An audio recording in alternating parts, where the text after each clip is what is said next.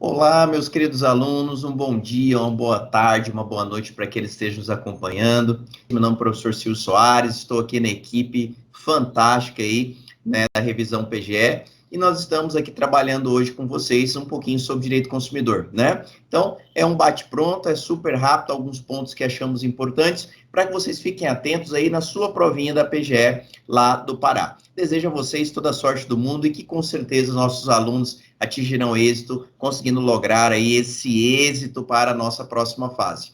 Então vamos lá, né, pessoal?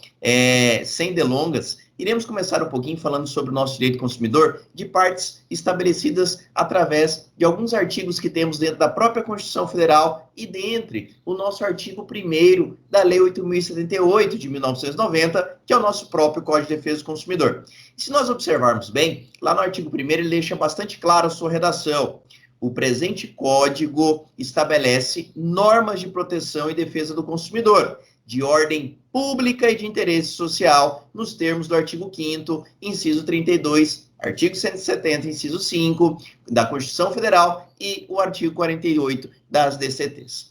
Notem, pessoal, que é importante nós frisarmos a partir de agora, principalmente para as questões da PGE, é observarmos algumas pegadinhas que ali podem estar inclusas. Lembre-se que a Lei 8.078 é uma legislação de interesse social e de ordem pública e, consequentemente, ela atua com normas cogentes, ou seja, normas obrigatórias. O Código de Defesa do Consumidor, ele não é optativo, ele é obrigatório. Então, nós estamos acompanhando algumas primeiras fases de concursos públicos que muitas vezes nos traz essa pegadinha. Então, fiquem bastante atentos. Como norma cogente, norma de ordem pública, ela torna-se obrigatória e ela deve sim ser aplicada a todas as relações de consumo. Como também nós já verificamos, né, esta obrigatoriedade de aplicação do CDC, da defesa do consumidor, pessoal, né, como uma hierarquia suprema da própria Constituição Federal, além de artigos que nós localizamos que já nos trazem essa caracterização, né? Uma delas que nós podemos observar aqui, pessoal, é o próprio artigo 5º, né? No seu inciso 32. O Estado promoverá, na forma da lei, a defesa do consumidor. Como o artigo 170 também, exatamente, né, pessoal? Estabelecendo, dentre eles, no inciso 5, a obrigatoriedade de defesa, a criação da defesa do consumidor, a criação do nosso CDC. A DCT 48, ela veio no intuito de demonstrar, né, pessoal, a obrigatoriedade de criação de uma legislação especial, que foi a Lei 8.078, num período de até 2 meses. Mas como no Brasil tudo é um pouco enrolado, nós tivemos aí, né, a entrada em vigor do nosso CDC somente 2 anos após, né, pessoal, a DCT 48, ou seja, já no ano de 1990, entrando em vigor somente em 1991. Então, a DCT, nós falamos ali, pessoal, da situação de termos, né? Ela prevista na Constituição Federal de 1988, né? Nossa Constituição da República ainda vigente, e, consequentemente, 2 anos após 1990, tivemos a criação do CDC e a sua entrada em vigor somente em 1991. Então, esses pontos são cruciais. O artigo 1º eu sempre gosto de relatar, porque, sendo uma norma cogente, sendo de ordem pública e de interesse social, ela é obrigatória, ela tem que ser aplicada de forma obrigatória nas relações de consumo. Então, tomem cuidado com esta primeira pegadinha que pode que pode existir, me desculpe.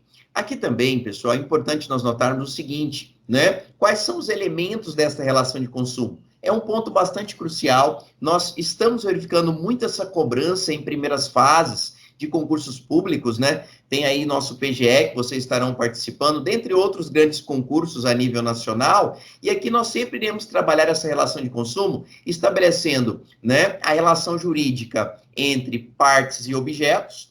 As partes que constituem esta relação jurídica, ela vai ser trabalhada entre o fornecedor e o consumidor. É claro que aqui nós iremos apontar para vocês um pouquinho sobre as características para que a gente possa lidar com esta relação de consumo em uma questão no nosso dia a dia, lá no dia da prova da PGE. e o objeto. Então, eu tenho tanto partes como objeto para formar essa relação jurídica. Eu tenho consumidores, eu tenho fornecedores, como também teremos produtos e serviços. Então, nosso ponto crucial aqui é tentar estabelecer, nesse tempo bastante curto que temos, um pouquinho sobre a existência da aplicação dessa relação de consumo, o que é consumidor, o que é fornecedor, o que pode ser esse produto, o que pode ser esse serviço e, consequentemente, quais são os prazos de reclamação, quais são os prazos existentes por lei e em que momento nós poderemos suscitá-lo. Notem, pessoal, que quando nós falamos destas situações dos elementos da relação de consumo, como as partes, seus sujeitos e, consequentemente, os produtos e serviços, nós também devemos observar que essas caracterizações, pessoal, elas vão se encontrar a partir do artigo 2º do nosso CDC. O que traz o artigo 2º caput da Lei 8.078? Ele fala que o consumidor é toda pessoa física ou jurídica que adquire produto ou serviço como destinatário final, com uma destinação fim. Por que é importante nós notarmos isso a nível do nosso concurso público? Para nós não cairmos em pegadinhas, entendendo muitas vezes que aquele que ali está na questão, por adquirir um produto ou serviço, já poderá ser considerado consumidor. Ora bolas, tomem um pouco de cuidado. Primeiro ponto a ser analisado é a teoria aplicada ao nosso artigo 2º. Notem que bem no finalzinho do nosso slide, nós deixamos bem claro que falamos sobre uma destinação fim, sobre uma destinação final. Essa destinação fim, pessoal, nada mais é que retirar o produto da cadeia de produção, ou seja, utilizar esse produto de forma própria. Utilizar o produto de forma própria é quando nós não utilizamos esse produto para desenvolver a nossa atividade profissional, nem mesmo para obter lucratividade. Um exemplo clássico, nós poderíamos estar comprando notebook para navegarmos a nossa rede social em casa no final do dia. Aquele notebook, o Silvio que adquiriu em relação a determinado lojista, é considerado um consumidor em relação ao artigo 2º caput, pela destinação fim do seu notebook. Então, essa destinação final, pessoal, fiquem atentos que ela surgiu através da nossa teoria finalista. Teoria finalista. Então, lembre-se, destinação fim, destinação final, teoria finalista. Então, se nós tivermos lá uma questão da nossa primeira fase da PGE, indagando vocês sobre a teoria base aplicada à conceituação de consumidor, teoria da destinação final, destinatário final, ou também chamada de teoria finalista. Bacana, galera? Finalista, retirar produto da cadeia de produção, utilizá-lo de forma própria, sem desenvolver atividade profissional, sem utilizar esse produto, o quê, pessoal? Para obter lucratividade. Então, é o primeiro ponto e a primeira teoria que nós deveremos guardar aí. O que mais nós temos aqui de importante, professor? Aqui nós observamos também, pessoal, uma outra característica importantíssima, né? Falamos da circunstância estabelecida da retirada do bem do mercado de consumo. Então, retirar o bem, galera, é utilizá-lo de forma própria. E se utilizar o bem é a sua profissão, isso pode quebrar a característica da destinação fim e nós não sermos classificados como consumidores para a teoria finalista, tá? Deixando bem claro. Então, a primeira teoria, a teoria ainda base, a teoria regra das relações de consumo é a teoria da destinação final, ou também chamada de teoria finalista. Então, lembre-se, retirar o produto do mercado de consumo de forma definitiva, não utilizar de forma profissional, não obter lucratividade com o mesmo.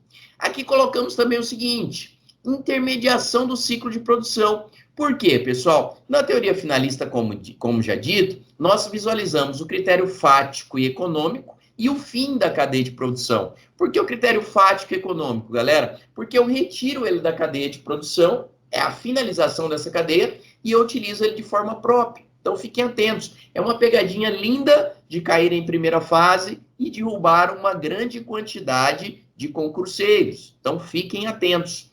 Notem que esta não é a única teoria que temos, tá? Não é a única teoria que vai existir no mundo, ora bolas. Então, se a prova perguntar sobre a definição, sobre a regra da Lei 8.078, beleza. Vamos lá para a teoria finalista, ou teoria da destinação fim, ou teoria da destinação final. Bacana? Mas nós tivemos no decorrer dos anos, galera, quanto da criação do Código de Defesa do Consumidor, uma ampliação da conceituação de consumidor. E como que nós tivemos isso, pessoal? Através da criação de novas teorias.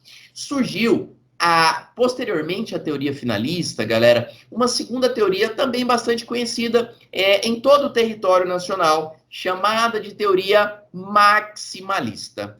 Análise do critério fático, lucro irrelevante e visão mais ampla. Por que eu falo isso, pessoal? Critério fático e lucro relevante. Lucro irrelevante. Para a teoria maximalista, nós queríamos uma ampliação da conceituação de consumidor, que viesse a atingir aqueles consumidores que não estavam presentes pela teoria finalista. E como isso aconteceu? Numa regra básica hoje, eu quero que vocês fixem a teoria maximalista como consumidores que são aqueles que adquirem um produto ou serviço. Ponto final. Seja ele pessoa física, seja ele pessoa jurídica. Então, olha o quanto nós ampliamos a definição de consumidor para a teoria maximalista. Finalista, retirada da cadeia de produção. Maximalista, basta que eu adquira o bem. Seja eu consumidor pessoa física, seja eu consumidor pessoa jurídica. Ponto final, já estaria conceituado, já estaria amparado pelo CDC e poderia buscar a reparação dos danos que eu acreditaria ter naquela determinada situação.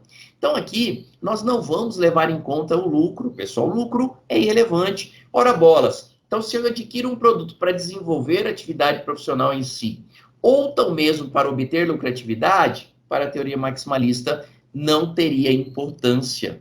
Então, o que aconteceu?